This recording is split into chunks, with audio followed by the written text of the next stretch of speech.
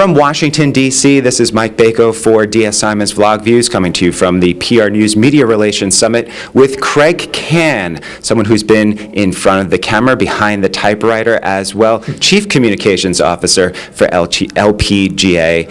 Kraig, with that background, almost a quarter century of being a media reporter, right. How does that translate into your current job? Do you have relationships with people that you've worked with in the past? Are you trying to forge new ones? Certainly in the social media digital landscape, that's got to be a tough terrain to go across. There's no question it's a tough challenge. I think it's actually probably a positive for me that I've been on the other side. I know what the media is looking for. I've been inundated with pitches and requests and people saying, do this, talk about this, cover this.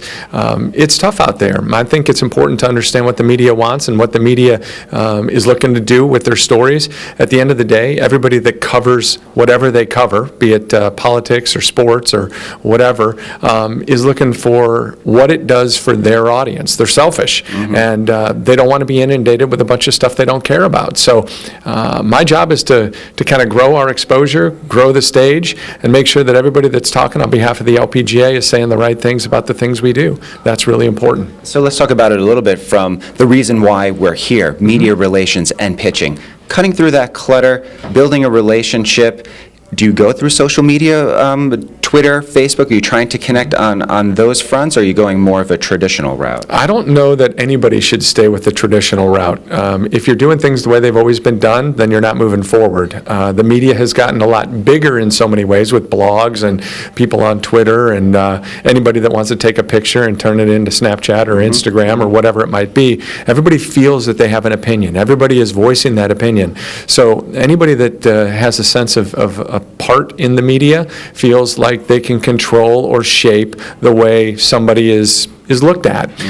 From the LPGA perspective, we face a pretty big challenge. I mean, we're a niche sport to begin with, and the LPGA is a niche within a niche. That provides a lot of challenges. How do we get noticed? So each and every day, our team tries to figure out how do we make people pay attention to us as opposed to hoping that they'll pay attention to us. We need to think outside the box. We need to find different ways to connect with not only our audience and grow that audience, but we need to create better relationships with the people that cover us. So as big as the media is getting, the other thing is I think it's becoming more focused. Politics media, sports media, entertainment media. So then how do you look at that? How do you find ways to grow? Do you focus only on that? We do. We certainly work with Golf Week, Golf World, Golf Digest, Golf Channel, but I like us to think outside the box, and we have business angles that we would focus on Forbes or Bloomberg.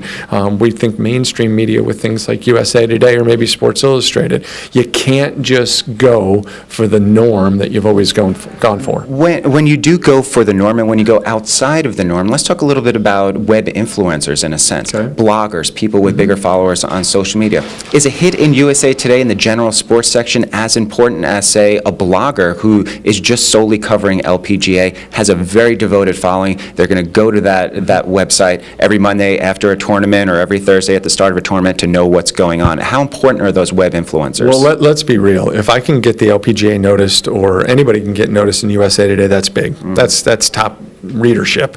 If I can get noticed on CNN, that's mainstream media. If I can get noticed in Sports Illustrated, that's mainstream sports media.